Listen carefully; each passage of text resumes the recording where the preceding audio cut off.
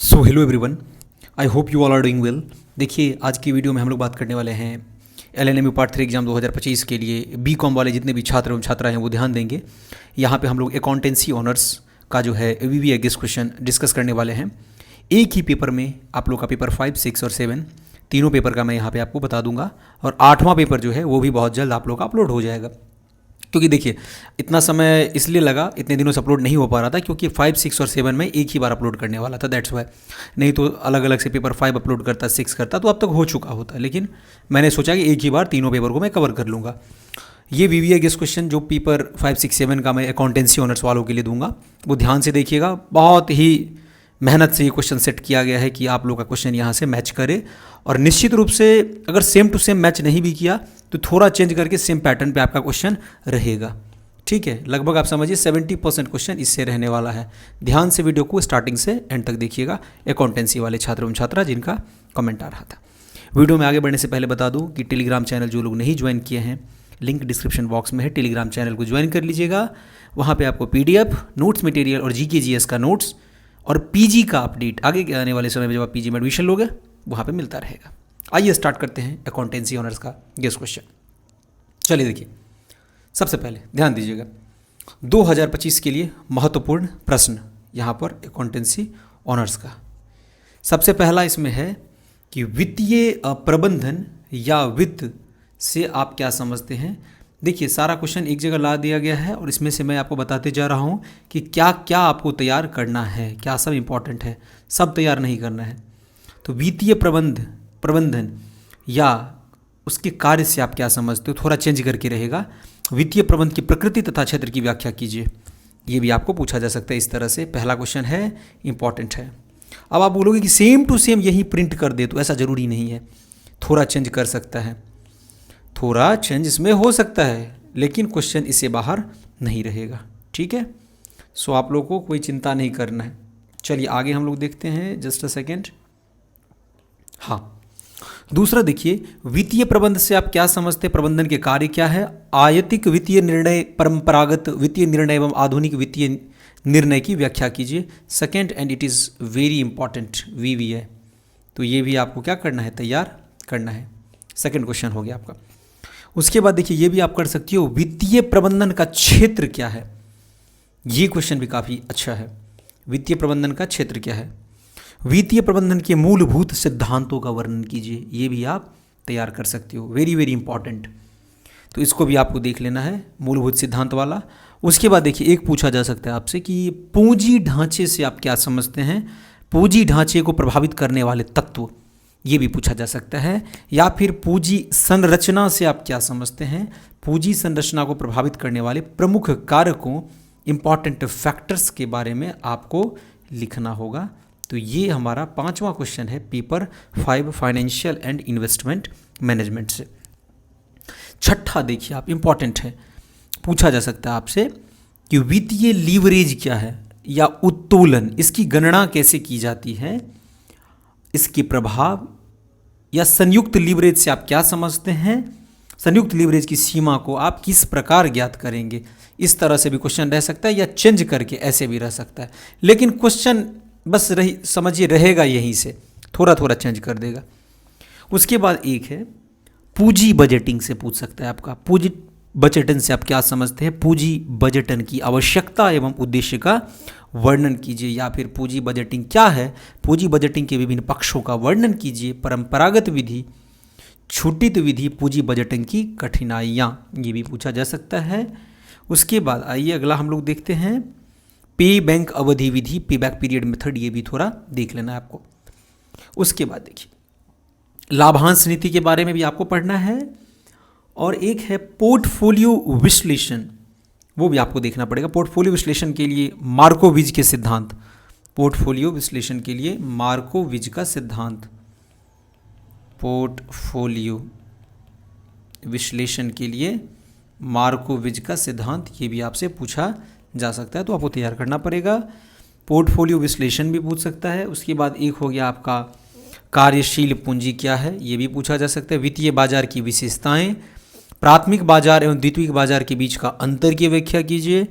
वित्तीय संस्थानों की भूमिका क्या है, आर्थिक विकास में वित्तीय बाजार के योगदान की व्याख्या, मुद्रा बाजार एवं पूंजी बाजार में अंतर, जीवन बीमा क्या है, ये भी क्वेश्चन इंपॉर्टेंट है, इससे भी पूछा जा सकता है। या फिर आपसे मान लीजिए जोखिम के बारे में पूछ दे, बीमा के मूल सिद्धांत हो गया, ऋण प्रतिभूति एवं प्रतिभूति बाजार, ऋण मूल्यांकन से आप पढ़ सकते हो, म्यूचुअल फंड हो गया, निवेशकों की सुरक्षा और का एक प्रोटोकॉल दीजिए, ठीक है। पोर्टफोलियो प्रबंधन, प्रतिभूति प्रबंधक से आप क्या समझते हो, एक पोर्टफोलियो प्रबंधक के कार्यों का वर्णन करें, सेबी के संगठन, अधिकार एवं कार्य का वर्णन करें, ये भी पूछा जा सकता है आपसे। सेबी मतलब होता है stock exchange board of India, इसके बारे में भी आपसे पूछा जा सकता है, सेबी के बारे में भी पढ़ लीजिएगा, ठीक है। म्यूचुअल फंड सब के बारे में भी पढ़ना है पेपर 5 में। So now we will discuss paper 6 cost and management accounting. शायद आप लोग का पेपर 6 यही है मेरे हिसाब से, ठीक है। कॉस्ट एंड मैनेजमेंट अकाउंटिंग में देखिए लागत लेखांकन से आप क्या समझते हैं, लागत लेखांकन, इसकी प्रकृति एवं क्षेत्र का वर्णन कीजिए, ये पहला क्वेश्चन है। लागत लेखांकन क्या है, यह वित्तीय लेखांकन से किस प्रकार भिन्न है, ये भी इंपॉर्टेंट है, दोनों क्वेश्चन इंपॉर्टेंट है आपका।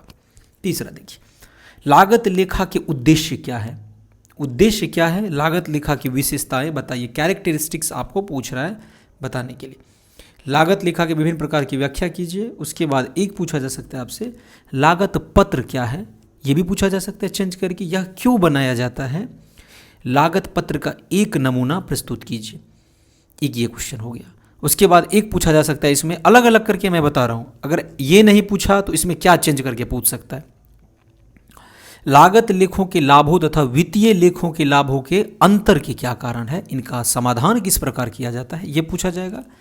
या एक पूछा जा सकता है आपसे विभिन्न विधियां, देखिए संपत्ति पत्र है, ओवरहेड खर्च पर आपको पढ़ना है।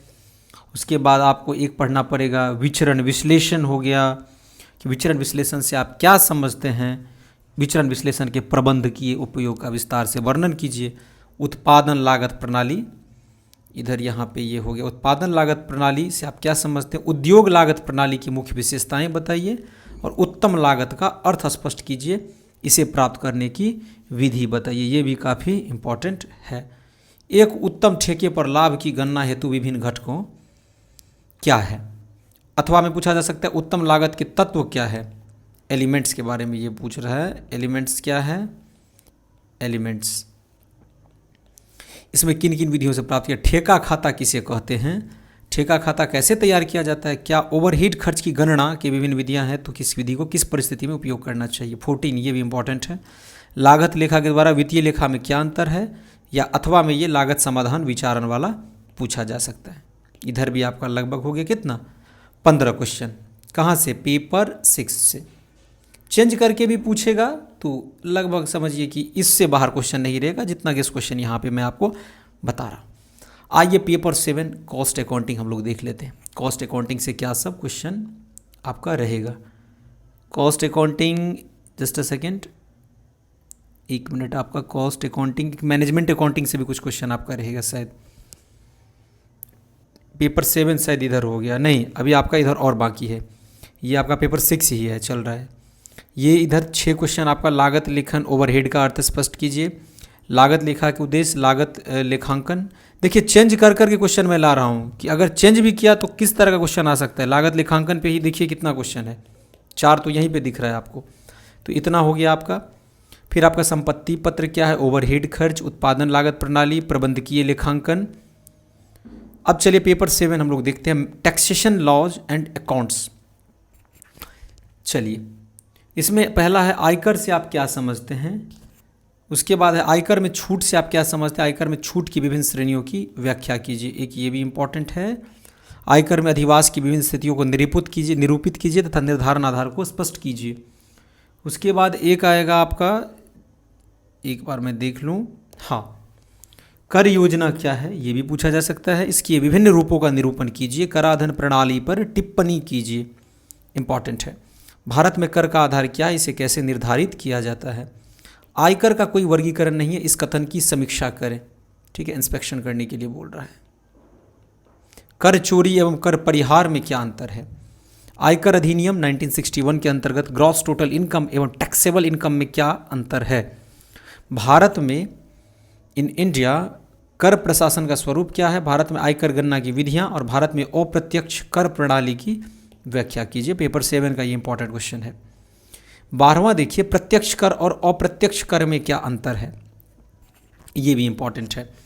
आयकर अधिनियम के तहत विभिन्न कटौतियों की व्याख्या। जीएसटी से आप क्या समझते हैं, जीएसटी के बारे में आपको पता होगा, that is goods and services tax. Goods and services tax, services tax कब आया था, ये 2017 में, गुड्स एंड सर्विसेज टैक्स, इसके बारे में आपको लिखना है। वस्तु एवं सेवा कर पर संक्षिप्त टिप्पणी। वस्तु व्यापार एवं केंद्र सरकार और उपभोक्ताओं कंज्यूमर के लिए जीएसटी के लाभों का वर्णन। लगभग आपका कह सकते हैं कि 16 क्वेश्चन आपका इससे भी हुआ, 16 आपका पेपर 6 से भी हुआ, टोटल मिला के 48 क्वेश्चन इतना आपको तैयार करना पड़ेगा। क्योंकि देखिए क्वेश्चन तो वैसे देखा जाए तो 48 से भी कम है, 20 से 25 क्वेश्चन है, लेकिन अलग अलग तरीके से एक क्वेश्चन को बनाया गया। जैसे आयकर का ही देखिए, इसमें कितना क्वेश्चन आयकर पे बन गया। तो आपको तरीके से पढ़ के जाना है कि कुछ भी पूछे तो आप उसको आसानी से बना दो। तो आशा कर रहा हूँ वीडियो आपको अकाउंट ऑनर्स वाले जितने भी छात्र उनको अच्छा लगा हो। टेलीग्राम चैनल को निश्चित रूप से ज्वाइन कर लीजिएगा। हमारे साथ चैनल पर जुड़े रहने के लिए आप सभी का बहुत बहुत धन्यवाद।